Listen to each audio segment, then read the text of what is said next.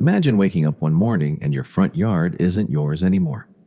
Not because someone took it, because someone decided not to sell it. It's March 30th, 1867. You're standing in a room in Washington, D.C. Two men are shaking hands. One is Russian, one is American. They're about to sign a piece of paper that will transfer 586,000 square miles of land, a fifth of a continent, for about 2 cents an acre. The deal is done. The ink dries. Alaska becomes American. But what if it didn't? What if that handshake never happened? What if the Russian minister walked out? What if the Tsar changed his mind? What if the Senate, which ratified this purchase by exactly one vote, had said no? What if, right now, there was a Russian flag flying over Anchorage? You think you know the answer. Russia would have kept Alaska. The Cold War would have been different. That's it. But here's the thing. You don't know the half of it. Because Alaska wasn't just land. It was a ticking clock. A trap disguised as territory. A problem that would have gotten harder every single year Russia held on to it. And the deeper you go, the more you realize. Russia didn't just sell Alaska. They might have sold the only thing that kept the 20th century from looking completely different. So, let's go back to the moment everything almost changed, and ask the question no one asks. What if Russia never sold Alaska? Most people think Russia sold Alaska because it was worthless. Seward's Folly, they called it, a frozen wasteland. Ice and polar bears and nothing else. But that's not why Russia sold it. Russia sold Alaska because Alaska was bleeding them dry. By the 1860s, the Russian-American company, the private enterprise that ran the entire colony, was a shell of what it once was. In 1803, they shipped 16,000 sea otter pelts in a single year. By 1851, 1,740 total. The sea otters were gone, overhunted into near extinction. The fur trade, right? The entire economic reason Russia was there, had collapsed. But here's what most people miss. Russia didn't just lose money in Alaska, they lost people. Think about this. In 1867, the entire Russian population of Alaska was about 700 people. 700. In a territory twice the size of Texas. That's not a colony. That's an outpost. A handful of traders, priests, and administrators clinging to the edge of a continent, separated from Moscow by 5,000 miles of Siberian wilderness. And they were surrounded. To the east, British Canada. To the south, the rapidly expanding United States. Russia had just been humiliated in the Crimean War, defeated by Britain, France, and the Ottoman Empire. The British Hudson's Bay Company had been eyeing Alaska for decades. The British had already attacked Russian territory in the Pacific during the Crimean War. They could do it again, so Russia faced a choice. Sell Alaska to the American who they liked, because the Americans also hated the British, or watch the British take it for free. They chose to sell. But what if they hadn't? What if the Tsar, in a moment of pride, had looked at that $7.2 million offer and said, "No, this is Russian land. We keep it." What happens next? At first, nothing changes. It's 1867. The Russian-American company keeps operating its trading posts. The priests keep baptizing the indigenous peoples. The fur trade keeps declining. Life goes on. But here's the problem. The company is losing money every year, and the Russian government is subsidizing it, pouring imperial rubles into a colony that produces almost nothing. By the 1880s, the situation is dire. The company is functionally bankrupt. The Russian government is facing its own crises: revolutionary movements, economic stagnation, military defeats. And Alaska is a line item they can't justify, but they can't sell it now. The Americans aren't interested anymore. The Civil War is over. Reconstruction is happening. The U.S. has other priorities. And the British? The British would love to take it. But Russia would rather sink the territory into the ocean than hand it to their old enemy. So Russia doubles down. They send more settlers. They try to develop the fisheries. They attempt to build infrastructure. They pour more money into a hole that keeps getting deeper.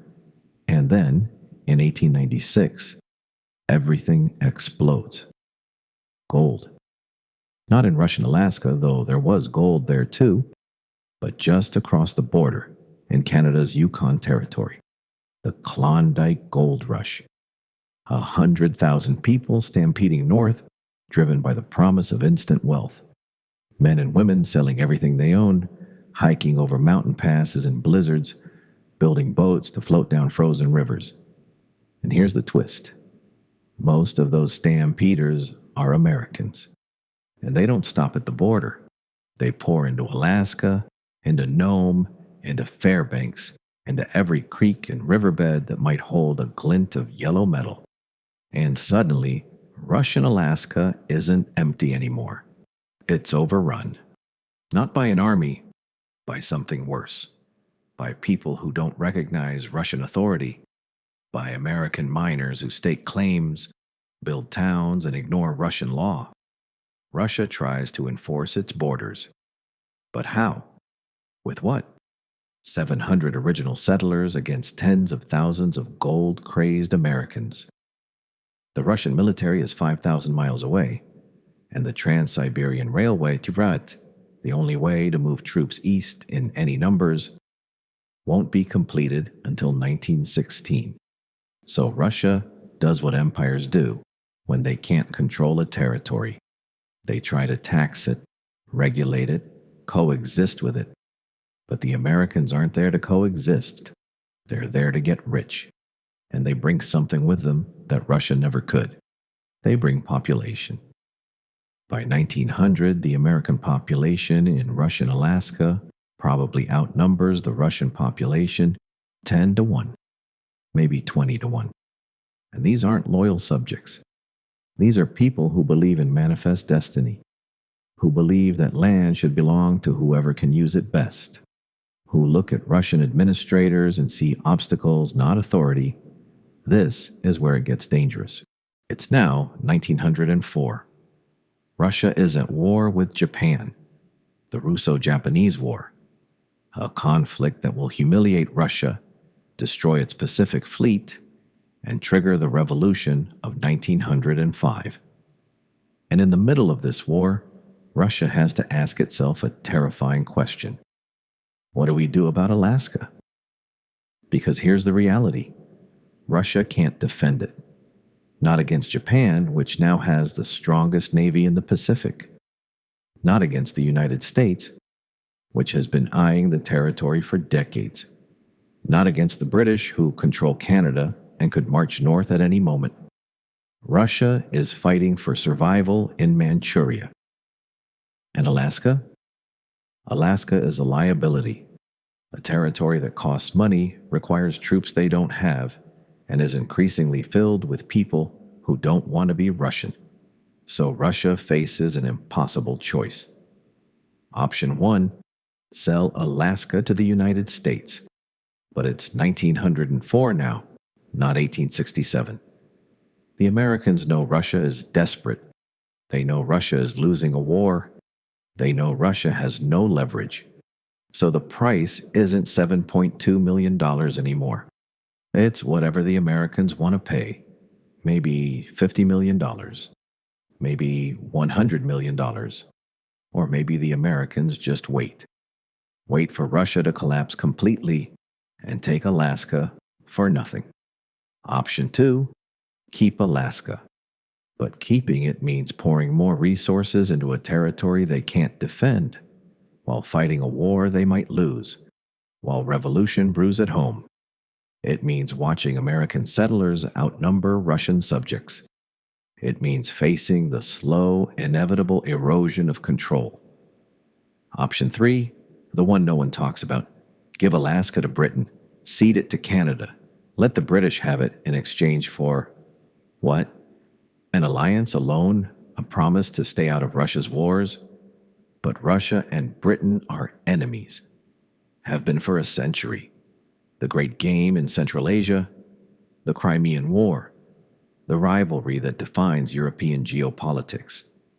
Giving Alaska to Britain would be political suicide. The Russian people would never accept it. The Tsar would look weak. The revolutionaries would use it as proof that the monarchy is incompetent, corrupt, and unfit to rule. So Russia does nothing. Or rather, Russia does what it always does. It delays. It hopes the problem solves itself. It pours just enough resources into Alaska to maintain the illusion of control, while the real world moves on without it. And then, in 1914, the world catches fire. World War I. Russia is fighting Germany and Austria-Hungary on the Eastern Front. Millions of men are dying. The economy is collapsing. Food riots are breaking out in Petrograd. And in the middle of all this, someone in the Russian government looks at a map and realizes something terrifying. Alaska is still there, still Russian, still undefended, still filled with American settlers who have been there for 20 years, building towns, raising families, creating communities that have no connection to Russia whatsoever. And now, with Russia at war, with its military stretched to the breaking point, with revolution brewing in the streets, Alaska becomes the most vulnerable piece of real estate on Earth. The United States is officially neutral in 1914, but neutrality doesn't mean inaction. American businesses are selling supplies to the Allies. American banks are financing the war effort, and American eyes are looking north. Because here's what Americans in 1914 know.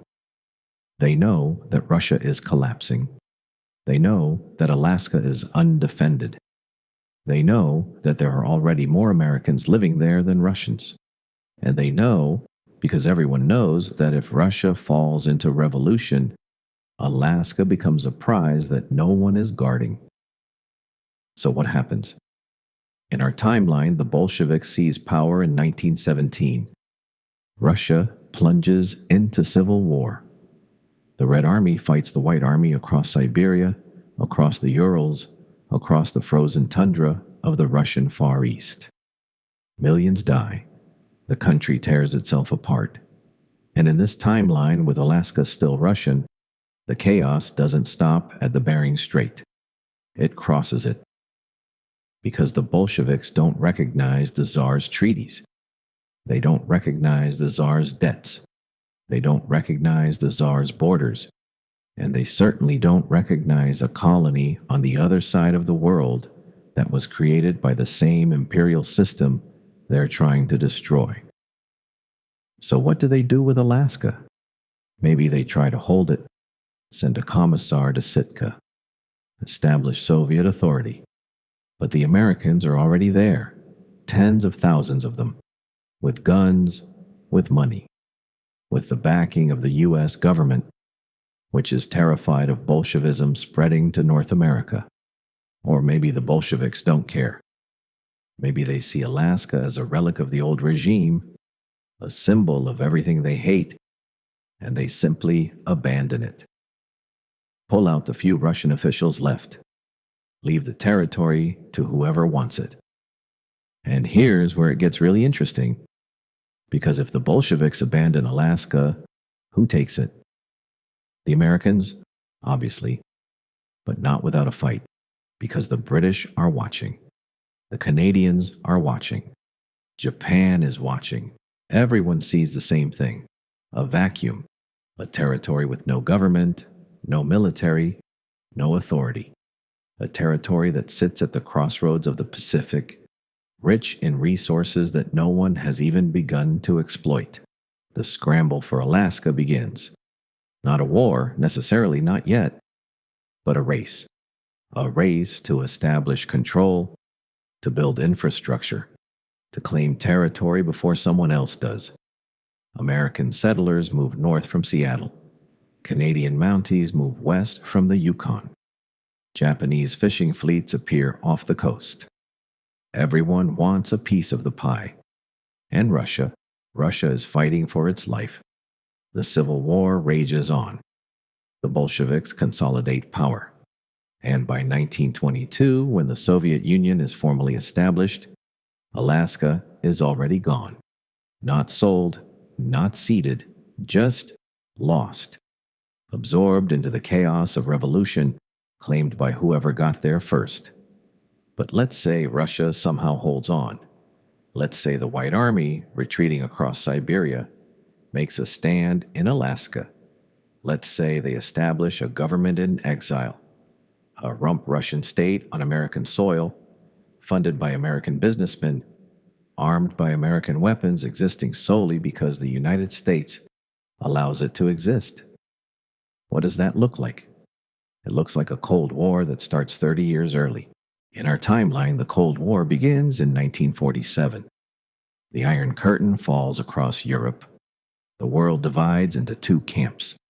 And Alaska, American Alaska, becomes the front line. The DEW line, the Distant Early Warning System. A chain of radar stations stretching from Alaska to Greenland, built to detect Soviet bombers crossing the Arctic. 63 stations, thousands of personnel. $1 billion investment in the idea that Alaska isn't just territory, it's a shield. But in this timeline, Alaska isn't a shield, it's a sword. Because if Russia kept Alaska, the Soviet Union doesn't just border the Arctic. It borders Canada. It borders the United States. The Bering Strait is 55 miles wide at its narrowest point. You can see Russia from Alaska on a clear day. And in this timeline, both sides of that strait are Soviet. Imagine the Cuban Missile Crisis. But instead of missiles in Cuba, 90 miles from Florida, they're in Alaska, on American soil, pointed at Seattle, at Portland, at every city on the West Coast. In our timeline, the DEW line was built to give America warning. A few precious hours to scramble fighters, to launch bombers, to prepare for the unthinkable. But in this timeline, there is no warning, because the threat isn't coming from across the ocean. It's already here. The Soviet Union establishes military bases in Alaska, airfields, naval stations, submarine pens in the Aleutian Islands. The Arctic becomes a Soviet lake. American and Canadian forces are in a permanent state of alert along a border that stretches from the Bering Strait to the Yukon Territory. And the nuclear balance? It tilts. In our timeline, the United States had geographic advantages. Oceans on both sides, friendly neighbors north and south, distance from its enemies. But in this timeline, that distance disappears. The Soviet Union has a foothold in North America, a permanent, unsinkable aircraft carrier pointed at the American heartland. How does that change the arms race? Maybe the United States builds more missiles, faster. Maybe they deploy nuclear weapons in Canada, in Mexico, anywhere they can to counter the threat. Maybe the doctrine of mutually assured destruction becomes even more terrifying, because the margin for error shrinks from hours to minutes. Or maybe, and this is the really scary part, maybe the Cold War goes hot. Because in our timeline, the Cuban Missile Crisis was resolved because both sides had time to think, time to negotiate, time to pull back from the brink. But if Soviet missiles are in Alaska, there is no time. A surprise attack isn't theoretical, it's possible. Probable even in the minds of American strategists. The pressure to strike first becomes unbearable. The logic of preemption takes hold, and the world teeters on the edge of nuclear war not once, but constantly. Every radar blip, every submarine detection, every diplomatic misunderstanding becomes a potential trigger for Armageddon. But let's step back. Let's say the Cold War stays cold. Let's say both sides are rational. Let's say they find a way to coexist, even with Soviet Alaska sitting on America's doorstep. What does Alaska look like in this timeline? In our timeline, Alaska became a state in 1959, the 49th state, the largest, the most sparsely populated, a place of oil and wilderness and indigenous cultures that survived centuries of colonization. But in this timeline, Alaska is something else entirely. It's not a state. It's not even a territory. It's a Soviet republic, or maybe a military district, a frozen gulag on the edge of the empire where dissidents are sent to mine gold, to drill for oil, to build infrastructure that serves Moscow, not the people who live there. Because here's the thing about Soviet development. It was brutal, efficient sometimes, but brutal. The Trans-Siberian Railway was built by prisoners. The Arctic cities of the Soviet Union, Norilsk, Vorkuta, Magadan, were built on the bones of the Gulag. Now imagine that system applied to Alaska. The oil discovered at Prudhoe Bay in 1968. In our timeline, it took 9 years and $8 billion to build the Trans-Alaska Pipeline, an engineering marvel that crossed 3 mountain ranges, 800 rivers, and some of the most hostile terrain on Earth.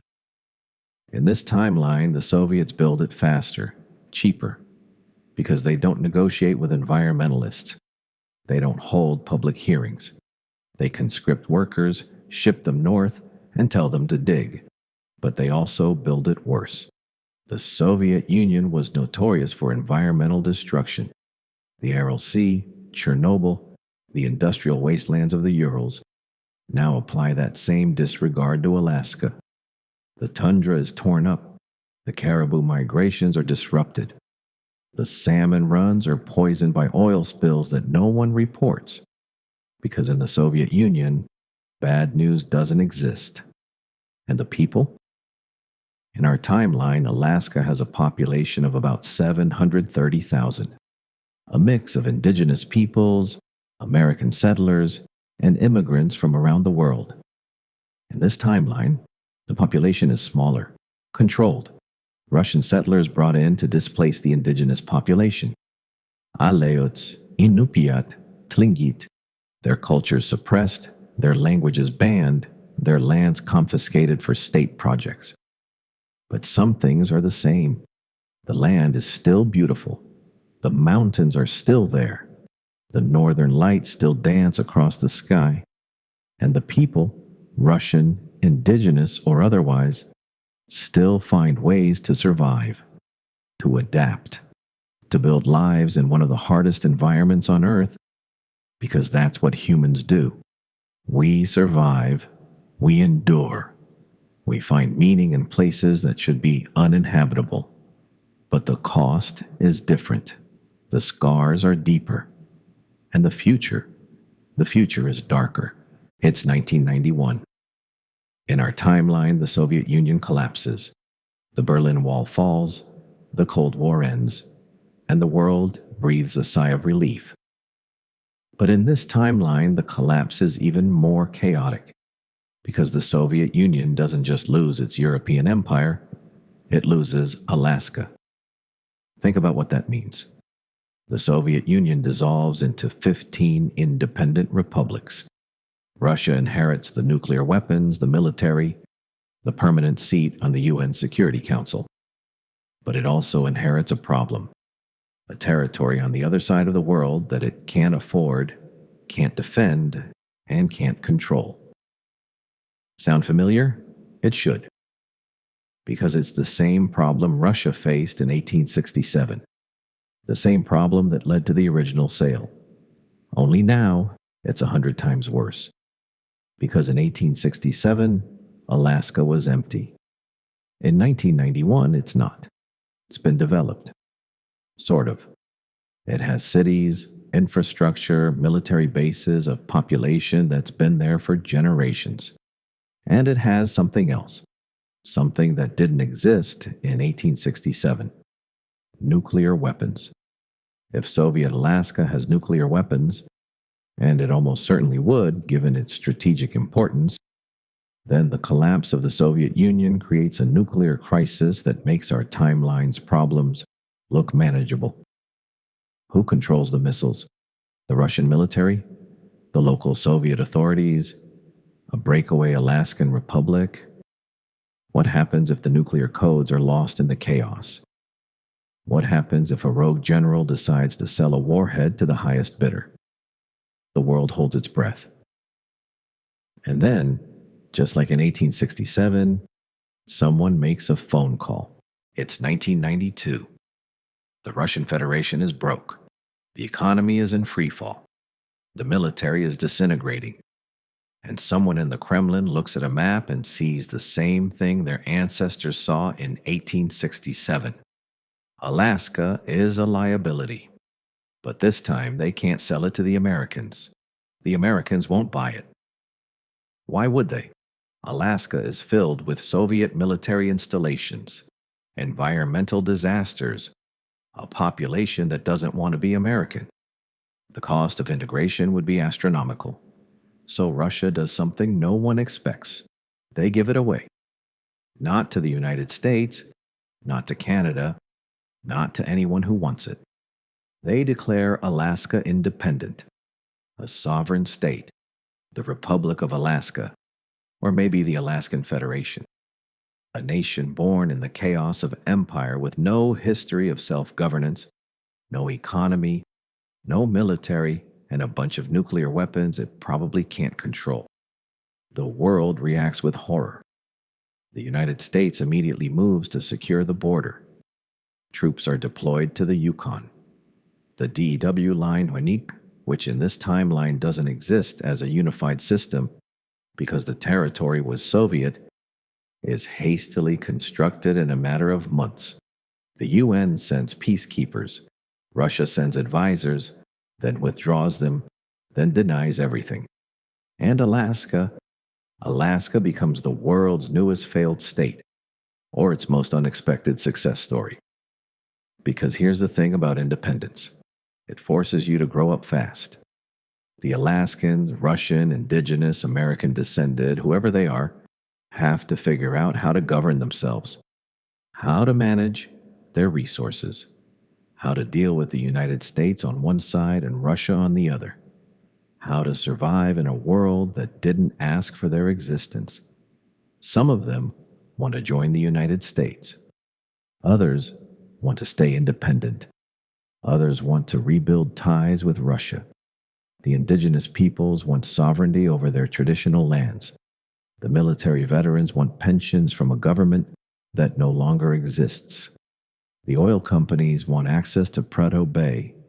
The environmentalists want to protect the wilderness. Everyone wants something. No one has the power to take it. And in the middle of all this, the world watches. Because Alaska isn't just a territory anymore.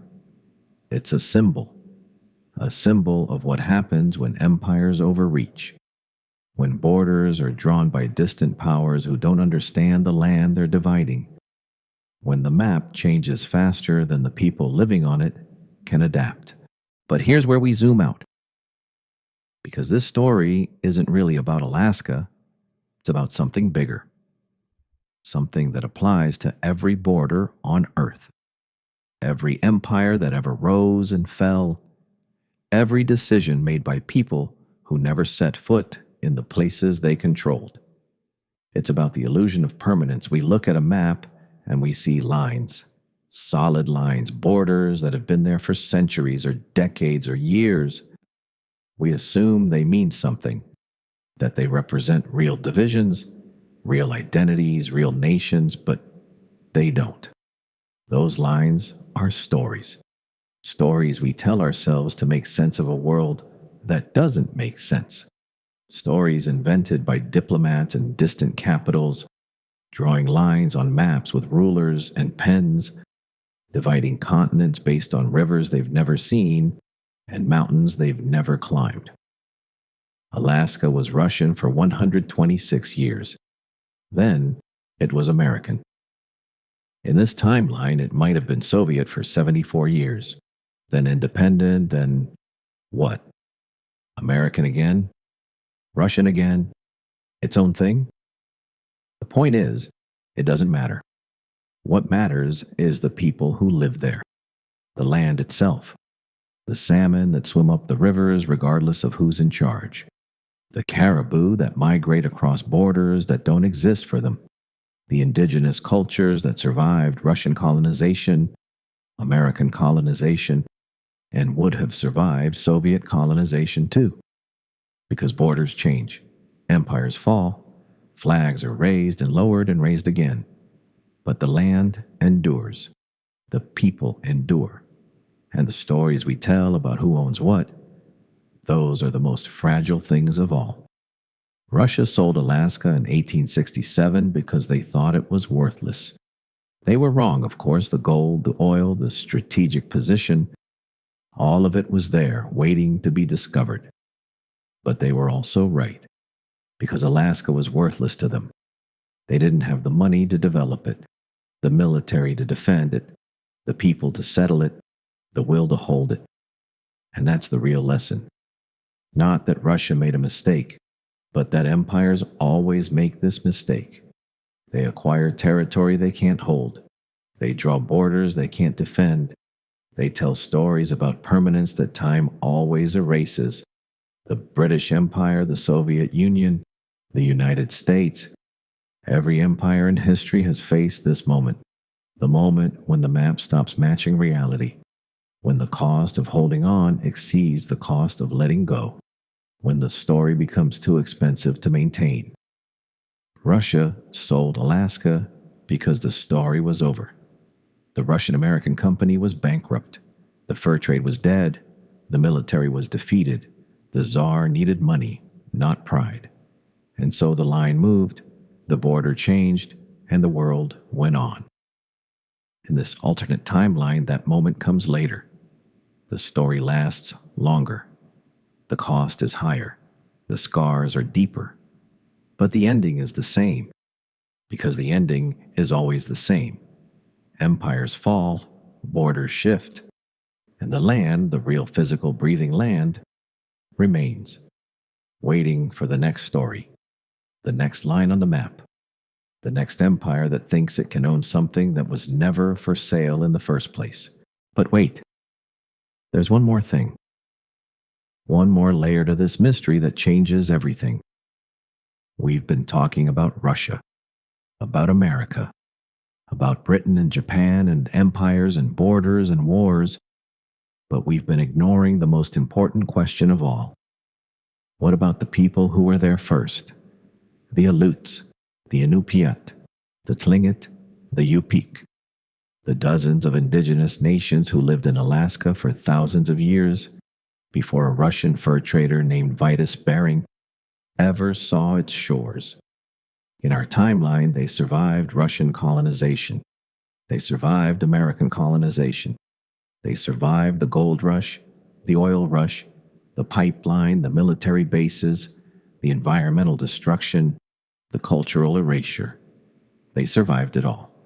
And today, they are still there, still fighting for their lands, still speaking their languages, still telling their stories. In this alternate timeline, would they have survived Soviet colonization? Maybe. The Soviet Union had a complicated relationship with indigenous peoples. In some places, they suppressed cultures brutally.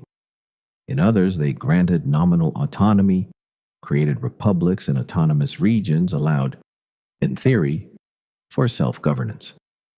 But Alaska wasn't Siberia. It was North America. It was connected to the United States by land and sea and culture and history. The indigenous peoples of Alaska had been trading with Americans, Canadians, and Russians for centuries. They were cosmopolitan in a way that Siberian peoples weren't. They had connections, alliances, options. Maybe in this timeline, the indigenous peoples of Alaska become the key to everything. The bridge between empires, the diplomats in a conflict they didn't create, the survivors of a history that keeps trying to erase them. Or maybe they do what they've always done. They adapt, they endure, they wait. Because that's the real secret of Alaska. The secret that Russia never understood, that America barely understands, that no empire has ever fully grasped. Alaska doesn't belong to anyone. It belongs to itself. The mountains, the rivers, the tundra, the ice, the salmon and the caribou and the bears and the whales. They don't care about borders. They don't care about flags. They don't care about the stories humans tell about who owns what. They just are. And the humans who learn to live with that, who learn to adapt, to endure, to respect the land rather than trying to own it, those are the ones who survive. The Russians didn't. The Americans barely did. The Soviets wouldn't have, because empires come and go, but the land remains, and the land always wins. So here's the answer to the question we started with. What if Russia never sold Alaska? The answer isn't a different flag over Anchorage, or Soviet missiles pointed at Seattle, or an independent Alaskan republic born in the chaos of 1991. The answer is simpler than that. The answer is nothing changes. Not really, because Alaska was never Russia's to keep. It was never America's to buy. It was never anyone's to own. It was always just Alaska, a place too big for empires, too wild for borders, too powerful for the stories we tell about it. Russia sold Alaska in 1867 not because they were smart or stupid, not because they saw the future or missed it. They sold it because they had to, because the story they were telling about themselves, about empire, about expansion, about permanence, had reached its end. And the United States bought it not because they were wise, but because they were lucky. Because the story they were telling about manifest destiny, about the frontier, about endless growth, still had a few chapters left. But stories end. All of them. And when they do, the only thing left is the land. The real physical breathing land, waiting for the next story, the next empire, the next human who thinks they can draw a line on a map and make it mean something. They can't. Because the line was never real, and Alaska was never for sale.